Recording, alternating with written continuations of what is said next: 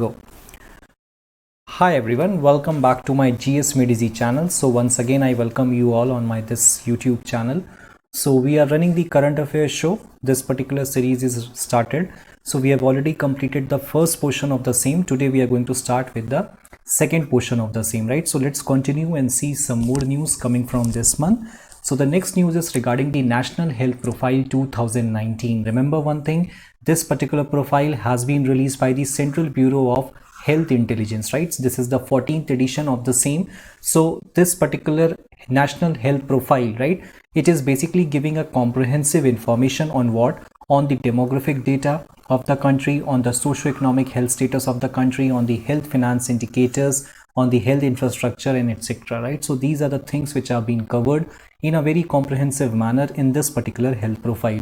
When we talk about the objective of the same, remember one thing, it is going to create a very versatile database, right, of the health information that will be further made available to all the stakeholders in the healthcare sector. अब इसमें stakeholders कौन-कौन हो सकता है?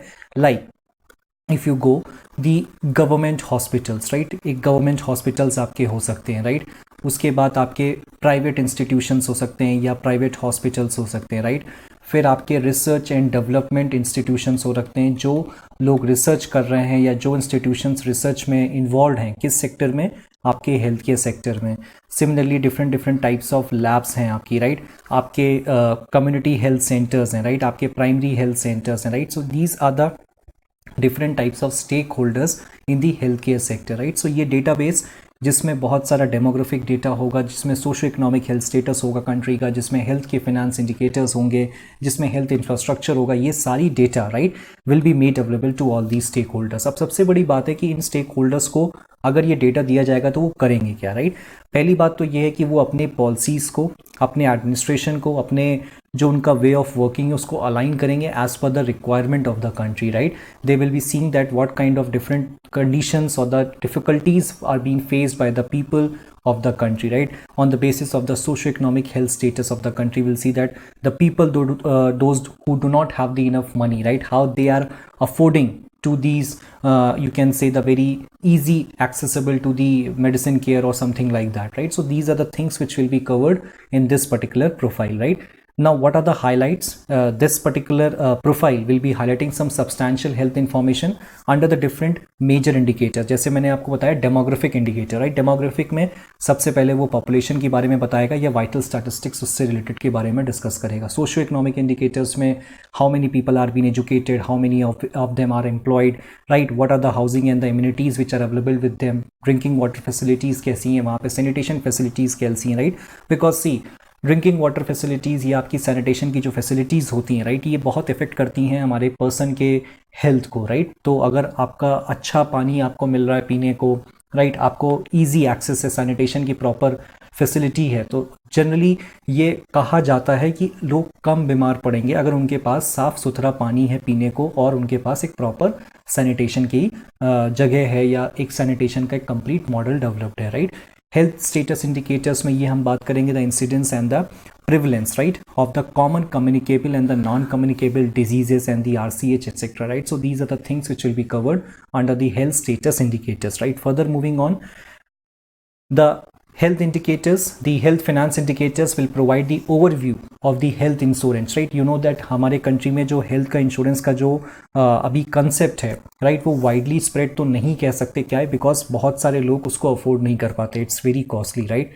Then what is the expenditure on the health, whether both public and the out of the pocket expenditure. Out of the pocket expenditure means whatever the savings which you are having out of the salary which you are getting or from ever wherever you are earning the money, right. तो कितना extra पैसा आपका लग जा रहा है खाली सिर्फ और सिर्फ अपने हेल्थ को मेंटेन करने के लिए, राइट. सो ये सब आपके हेल्थ फाइनेंस इंडिकेटर्स हैं. Human resource provides an overview of an availability of the manpower working in the health sector, right. As we know that WHO, right, जिसने बहुत सारे अपने डेटा रिलीज किए हैं, राइट, जिसमें उसने बताया है कि एक पर्टिकुलर पर्सन पे मिनिमम कितने डॉक्टर्स होने चाहिए, हमारे कंट्री में कितने डॉक्टर्स अवेलेबल हैं, राइट. 90% या 1000% पे कहीं एक डॉक्टर अवेलेबल है, कहीं 2 डॉक्टर अवेलेबल हैं. WHO की ही स्टडीज़ ने ये भी बताया है कि बहुत सारे ऐसे हमारे यहाँ डॉक्टर्स हैं जो कि आप कह सकते हो कि they are incapable of doing the giving the medicines to the people, right? So many data have been released by the WHO. So they are basically with respect to the human resources, right? What is the availability of the doctors who are working in the healthcare sector? Not only the doctors, the other persons also who are being associated with the healthcare sector, right? Health infrastructure mein, it is going to provide a detail of the different type of medical colleges which the India is having right now, different types of dental colleges, then Ayush institutes, right? Ayurved, Unani, right? Different type of yoga, right? Siddha, these type of institutes are there or not. Then nursing courses, paramedical courses which are running in the country. So these detail will be covered under the health infrastructure sections, right? Now what are the key findings, right? ये जो 14th edition की report publish की गई तो उसमें कुछ की findings हैं, ये इंपॉर्टेंट है आपके एग्जाम पर्सपेक्टिव के लिए, आपको पता होना चाहिए, because in the statement form they can give you, right?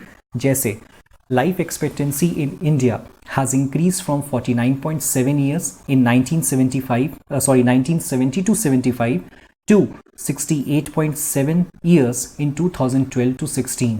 So life expectancy for the females is 70.2 years and for the males is 67.4 years, right? So अभी males के लिए 67.4 years है और females के लिए 70.2 years है, right? So we are expecting that a particular male, a normal male, right, will be living in this particular India, you can say, in fact, up to the age of 67.4, right? This is the life expectancy in India, right?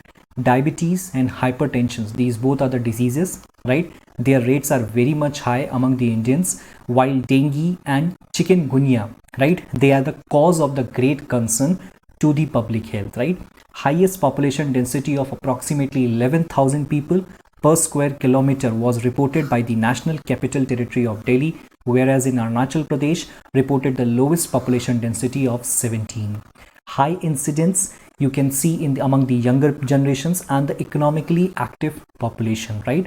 There has been a consistent decrease in the birth rate, death rate and the natural growth rate in India since 1991 to 2017. So ये पूरा statement के रूप में आ सकता है, right? As it is लिखा होगा यहाँ पे वर्ड डिक्रीज की जगह पे वो क्या कर देंगे, इंक्रीज कर देंगे, right? And the whole statement will go wrong, right? So this is the way how the examiner will play with you in the examination, especially in your prelims examination, right? So they can give you that with respect to the national health profile, right? Consider the following statements written below. Few statements would be given, right? First statement could be with respect to your life expectancy. Second statement could be with respect to your the population density. Third statement could be with respect to your the death rate, birth rate and the natural growth rate, right? So these are the statements which can be given, right?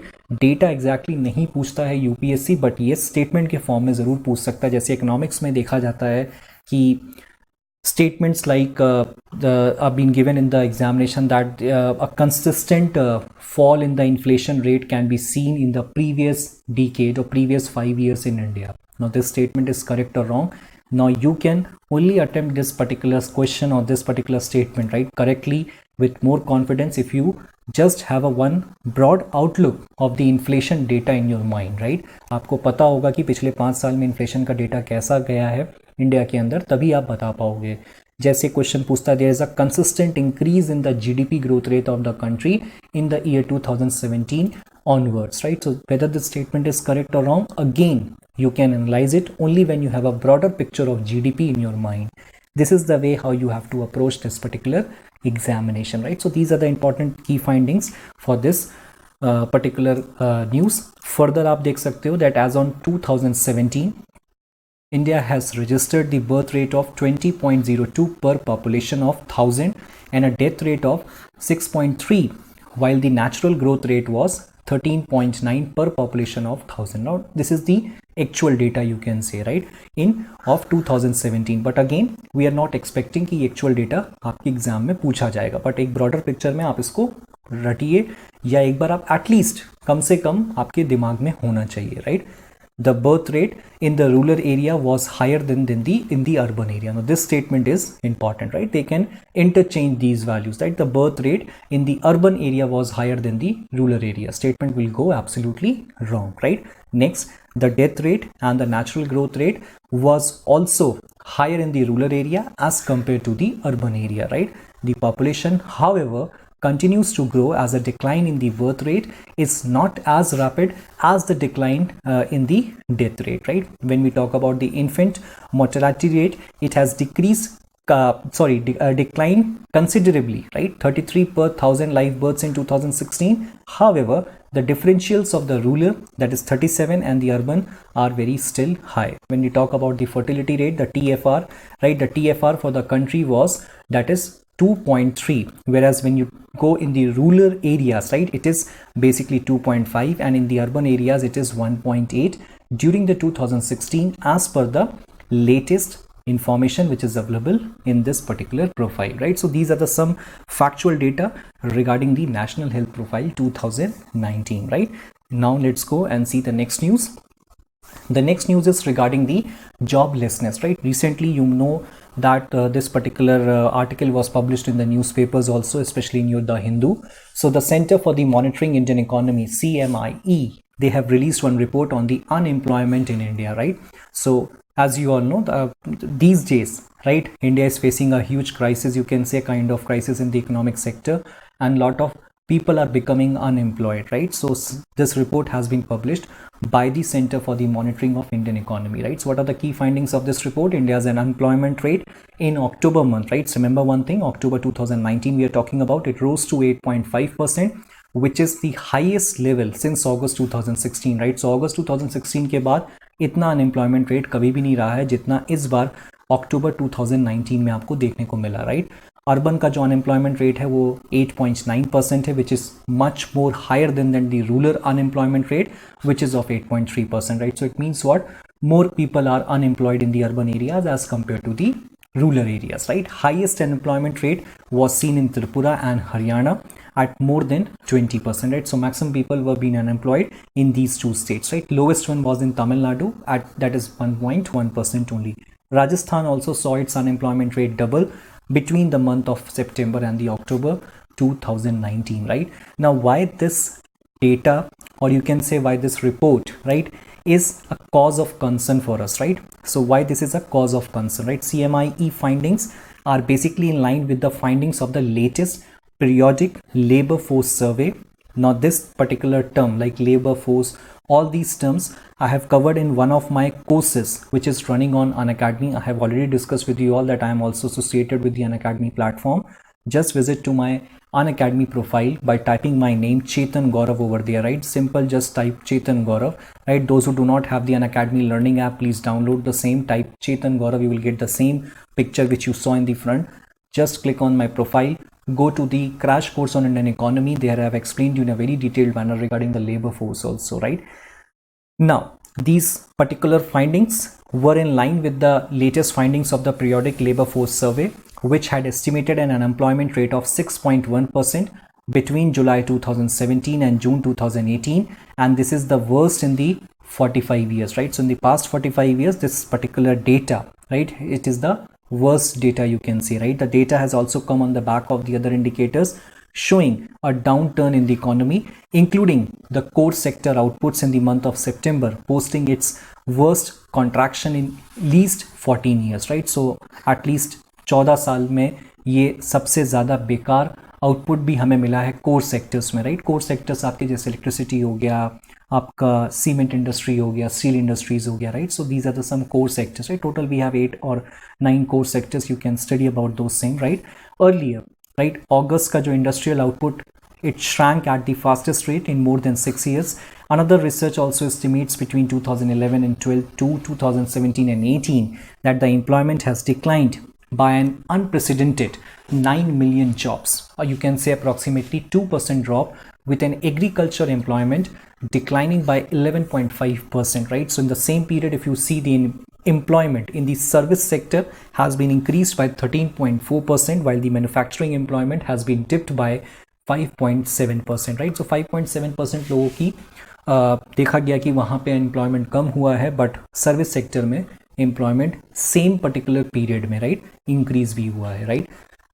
Now these statements are very important from your examination perspective, right? So these are the three, you can say approximately 2 to 3 statements you will be getting only in this particular paragraph, right?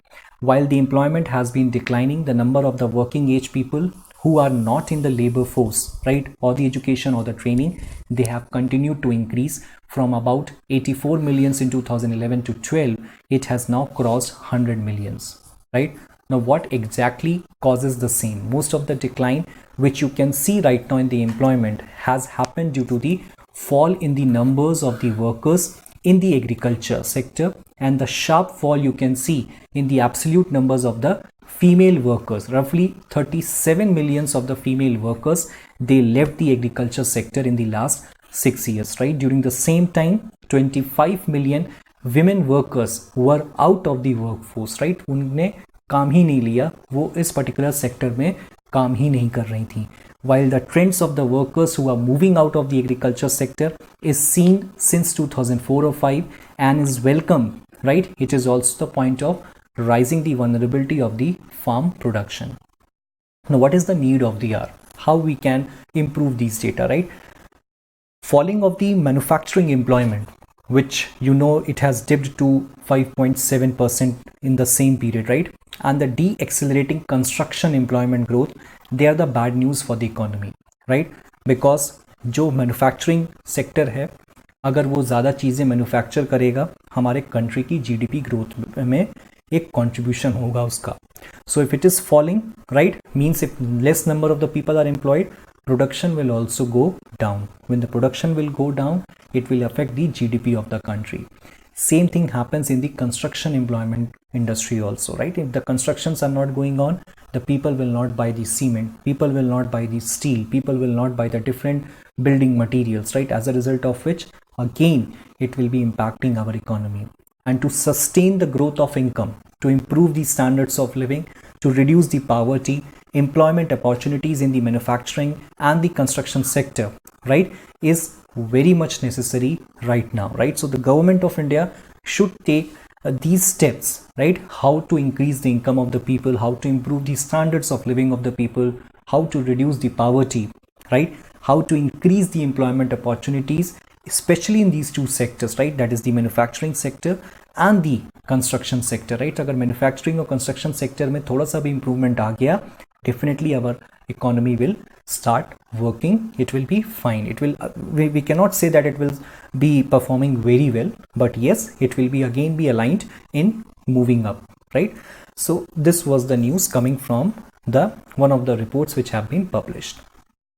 चलिए, the next news is regarding the Pegasus. So recently you people might have seen in the newspapers, on the television debates also, that WhatsApp has been used to spy on our journalists. Approximately 13 people, right? I hope if my figures are not wrong, approximately 13 people, they have been said that their data, or you can say they have been spied by the WhatsApp. So the government of India has also sought and you can say seek a result from the the answer from the WhatsApp, right? So WhatsApp has been used to spy on the journalists and the human rights activists in India earlier this year, right? So the surveillance was being carried out by a spyware tool which is known as Pegasus, right? So in the examination they can give you what is Pegasus. You should remember it's a spyware tool. ये कोई malware नहीं है, ये कोई spyware नहीं है, it's a spyware tool, right? So please remember this has been developed by an Israeli firm which is the NSO group, right? The surveillance was being carried out between in and around April 2019 and May 2019 on the users in 20 countries across the 4 continents, right? In response to the same, the WhatsApp has sued this particular group in the federal court, accusing of using the WhatsApp servers which are located in the United States elsewhere to send the malware to approximately 1400 mobile phones and devices, targeting the specific devices for the purpose of conducting the surveillance of the specific WhatsApp users, especially the journalists of India and the human rights activists who are there in India, right? So what are the concerns for the same? The tools basically enables the surveillance into our private lives. They are being abused, right? And the proliferation of this technology into the hands of the irresponsible companies and the governments put us all at risk, right? So many secret data can also be revealed to them. WhatsApp, you know, which is owned by the Facebook, right? It is one of the most popular messaging app in across the globe, you can say, with more than 1.5 billion users worldwide. About the quarter of those users more than 400 million or 40 crore. They are itself in India, right? So 1/3 of the total WhatsApp users are there in India. WhatsApp is the biggest market in India, you can say, and it was very easy for this particular firm to surveillance or to spy our journalist and the human right activist. Now, what exactly is Pegasus and how it basically works? So it's a spyware tool that works by sending an exploit link, right? तो एक कोई link आपके WhatsApp पे आएगा and if the target user जिसको भेजा गया है अगर वो उस particular link पे right click कर दिया, the malware or the code will allow the surveillance which is installed on the user's phone. Pegasus is installed without the user's knowledge or the permission. You will not be able to know that some software has been installed on your mobile device. Once this particular device is installed, the attacker has the complete access to the target's user's phones, right? This particular Pegasus delivers the chain of a 0-day exploits to penetrate the security features on the phone and installs the Pegasus without the user's knowledge or the permission. Now, what is the 0-day exploit? It is completely unknown vulnerability about which even the software manufacturer is not aware about the same, and there is thus no patch or no fix available for the same, right? So even the WhatsApp will also not come to know that this particular malware has been installed, right, in the target users. Now, what is the Pegasus method? This you can skip it right now because that's not so important from your examination perspective, right? So just till here you should remember about the Pegasus. Chaliye. Next news here regarding the serious fraud investigation officer. So this was in news, so I just thought this particular body is in fact in news, so you should know that this body is coming under the Ministry of Corporate Affairs. It is some multidisciplinary organization which is basically involved in investigation, right, and guides the prosecutions in the white collar fraud, requiring the expertise in the forensic auditing, corporate laws, information technology, capital markets, taxations, and the other allied fields. This particular office was established in 2003, which is based on the recommendations of Naresh Chandra Committee, right, on the corporate audit and governance, right? So very important because ये आपके governance वाला जो chapter है, right, वहां से ये question आपसे पूछा जा सकता है कि that Naresh Chandra committee is associated with it was set up with respect to the corporate audit and the governance way back in 2003 on the basis of their recommendations only, right? This SFIU, that is a Serious Fraud Investigation Office, was being set up, right? It has received statutory powers under the Companies Act of 2003, right? So remember one thing, it has been backed by the statute, right? So एक statute से इसको back किया गया, एक law से backup किया गया. कौन सा law है? Companies Act 2013 में, right? Cases have been assigned to the SFIO based on the scale of the financial misappropriation or the extent of the public interest that is at the stake, right? So this is a small information regarding the Serious Fraud Investigation Office. Further moving on, the next news which everyone is very much in know about the same, it's a public health emergency which has been declared in Delhi, right? So EPCA, that is the Environmental Protection Authority, right, so has declared the public health emergency in the Delhi NCR region. You know that the air quality index, AQI, is an air quality index which has entered, right, I think 2 days back. This was this entered into severe plus category or the emergency category, right? Pollution levels और indicators जो होते हैं इनके बारे में थोड़ा सा आपको जानना ज़रूरी है कि अगर आपका एयर क्वालिटी इंडेक्स 0 से 50 के बीच में है तो हम लोग उसको गुड कहते हैं, 51 से 100 के बीच में तो सेटिस्फैक्ट्री है, 100 से 200 के बीच में अगर ये इंडेक्स आता है तो मॉडरेट है, 201 से 300 आता है तो it's a poor, 301 to 400 it's very poor, 400 and 500 it is severe, and above 500 it falls into the severe plus emergency category, right? So I think on the 2nd of November or the 3rd of November this was the status, severe plus emergency was there, it was declared by the EPCA. Now what were the different measures which were being announced under the GRAP? GRAP क्या है? That is a graded response action plan, right? So what are the measures, right?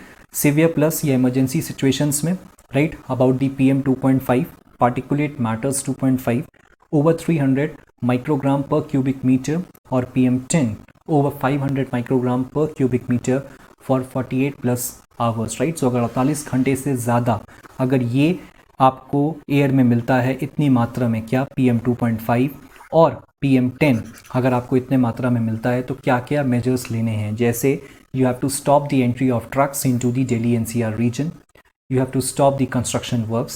These all steps have been taken, right? Introduce the odd or even scheme for the private vehicles and minimize the exemptions. This has also been implemented from 4th of November.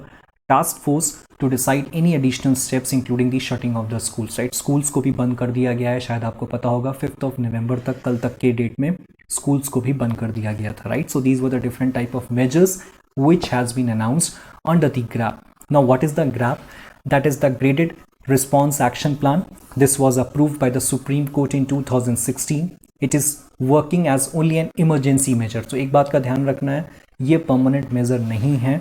It's going to work as an emergency measure only. As such, this plan does not include the actions by the various state governments to be taken throughout the year to tackle the industrial, vehicular and the combustion emissions. When the air quality shifts from poor to very poor, the measures which are listed have to be followed since the plan is incremental in nature, right? Further moving on, this is a graded action response plan. This was published in one of the newspapers. So immediate to steps जैसे इसमें आपने देख सकते हैं that they can impose an heavy fines to stop the garbage burning, right? Enforce the pollution regulations in the industries, stop plying of the visibly polluting vehicles, right? Implementing the dust control norms, particularly at the construction sites. Water the fly ash ponds every alternate day, right? Do the periodic mechanized sweeping. Enforce the Supreme Court orders on the divergence, right? Deploy the police at the pre-identified vulnerable areas for the smooth flow of traffic, right? Many things are there, right? So ये सब steps लिए गए. अगर moderate to poor है, अगर air quality बहुत ज़्यादा poor होगी तो फिर क्या क्या steps लेने हैं. एक बात का ध्यान रखना है, जो हम लोग stubble burning की बात करते हैं, right? We know that stubble burning is a issue, right? ये मानते हैं कि ये एक इशू है जिसको हिंदी में हम लोग पराली कहते हैं, राइट? पराली और या स्टबल बर्निंग बेसिकली होता क्या है?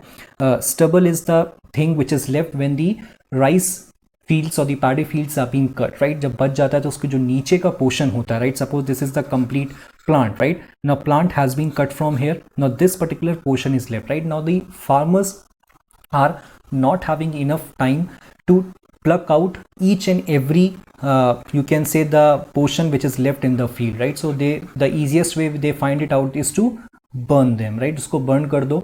उसका fly ash जो होगा वो हमारे soil की fertility को भी improve करेगा, ऐसा उनका मानना है, right?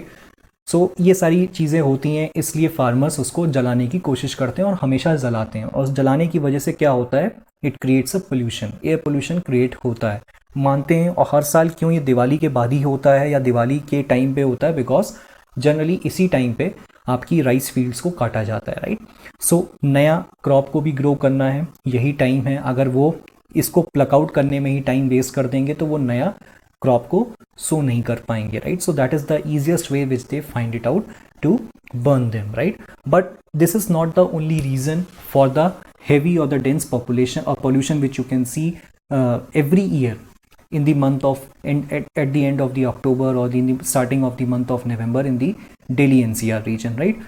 Lot of other factors also play an important role in the same, right? So this was the graded response action plan, which will basically came into effect from 15th of October itself in the Delhi.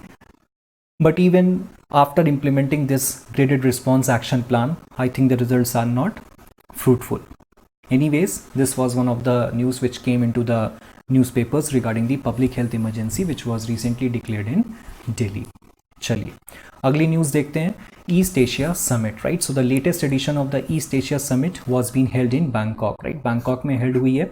East Asia summit is an initiative of ASEAN which is basically based on the premise of the centrality of the ASEAN, right? So its forum is basically held annually by the leaders of 18 countries in the East Asian region, in the Southeast Asian and the South Asian regions, right? The EAS meetings, they are being held after the annual ASEAN leaders meeting, right? तो एक बात का ध्यान रखना है, पहले ASEAN leaders की meetings हो जाती है, उसके बाद ही ईस्ट एशिया समिट की मीटिंग्स होती हैं, राइट? तो पहली समिट कहाँ हुई थी? That was held in Kuala Lumpur in Malaysia which is held in 14th of December. नाम डेट नहीं याद करनी है. Yes, 2005 is important, you have to remember, right?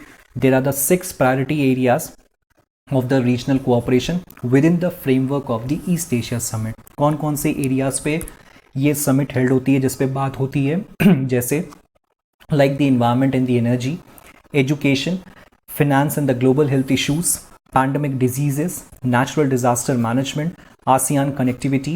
India has also endorsed the regional collaborations in all the 6 priority areas, right? For India also, everyone knows that all these 6 areas are very, very important, right? Further moving on, what is the potential of this particular summit, right? So remember one thing, the East Asia Summit, it is having approximately how many countries? You can say 18 countries are there, right? So nearly 50% of the world's population is represented by this summit, and over 20% of the global trade is a mega gathering, and it's a testimony to the rise of Asia. East Asia Summit is a region of a strong and a fast growing economies, right? So all the 18 countries, they are the very fast growing economies. It is considered the third pole of the world economy after the US and the Europe, right? It's 4 major economic players if you talk about, right? कौन से major economic players हैं, हम ये कह रहे हैं ना, fast growing economics का एक कांग्रेस है, right? It's a group of the 18 strong and the fast growing economies of the world. So in 18 में से जो 4 major economic players हैं वो कौन हैं? Japan, China, India and Korea. Korea, of course, the South Korea, not the North one, right? They are among the 12 largest ranking global economies. Financial and the monetary cooperation between the ASEAN plus 6 or the East Asia Summit countries could be and the area of the fruitful cooperation in the view of the fact that their combined foreign exchange reserves exceeds $3 trillion. Now, what is the significance for India? See, these are the points which are important for your mains examination, right? Prelims के लिए इतना important नहीं है. Prelims के लिए आपको east Asia summit के बारे में पता हो, 18 कंट्रीज के बारे में पता हो, कब पहली मीटिंग हुई, लेटेस्ट मीटिंग कब हुई, दैट्स ऑल, राइट? हाँ, आपसे एक बार सेक्टर्स भी पूछ सकते हैं, राइट? कौन कौन से सेक्टर्स पे ये समिट फोकस करता है. चलिए सिग्निफिकेंस की बात कर लेते हैं for India. You know that this particular summit is acting as an alternative to the Asia Pacific Economic Corridor, it is APEC, in which India does not enjoy the memberships. India's membership to the EAS is a recognition of the fast growing economic and the political clout. Act East policy of India, you know that India has put a lot of pressure, right, and a lot of focus on the Act East policy, right? So in order to build the multifaceted relations, right, with the ASEAN countries and the other multilateral nations and strengthen the bilateral relations, the India has put a lot of emphasis upon its Act East policies, for which the East Asia Summit will prove to be very crucial. Then next point, if we talk about, just see about the name of the countries, right? You can see that Russia is the part, China is the part, India, Myanmar, Thailand, Malaysia, Singapore, Indonesia, right? Brunei, Australia, New Zealand, Philippines, Cambodia, Laos, Vietnam, Japan, South Korea, right? So these all are and the US, of course, right, are the basic, you can say, the major 18 economies which are the part of the East Asia Summit, right? ये आप ध्यान रखना है कि recent summit जो हुई है, वैसे तो वो आपकी लीडर्स की जो समिट है वो नैप्यूडाउ इन म्यांमार में होगी ऑन 12th और 13th of November में. But as if now, you should remember that these 18 countries are there. और जो recently, right, जो latest edition हुआ है East Asia Summit का is being held in Bangkok, right? So these were the news for the today's class. I hope you people have enjoyed this class. Thank you for watching this class. If you have any queries, right, anything in your mind, you can directly reach me at any point of time on my Facebook page. Just type @ChetanGRV or on your search bar type Chetan Gaurav, right? जिसने चेतन गौरव लिखा है, right, उनको पता होगा.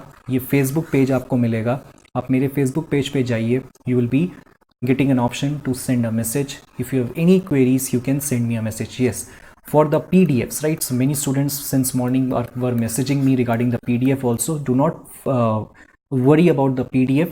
Once we will be able to complete a major chunk of this particular current affair course, then I will be releasing a PDF on my Facebook page only, right? Till now, जब तक हमारे पास आपका Telegram का page नहीं आ रहा है, तब तक हम लोग आपका जो PDF है वो हम लोग Facebook पेज पे ही अपलोड कर देंगे, right? So give me some time so that I can edit the PDF in my own way, right? So that it will be useful for you to revise, right? इसमें बहुत सारी information दी है आपको पढ़ाने के लिए, समझाने के लिए, इसलिए मैंने इतना लिख रखा है, इतना डिटेल में रिक्वायर्ड नहीं है. So give some time to me, right? We should have a good number of classes, and then I will compile them together, and then I will be releasing the PDF on the same, right? So thank you so much for watching this class. Bye bye, take care. Do not forget to subscribe to my GS Medici channel, right? And please also hit the bell icon so that you should never miss any update from my side. Apart from this, also please share my channel on whatever the social media platforms whichever you people are following. So bye bye, thank you so much. See you tomorrow again with the rest of the current affairs going forward.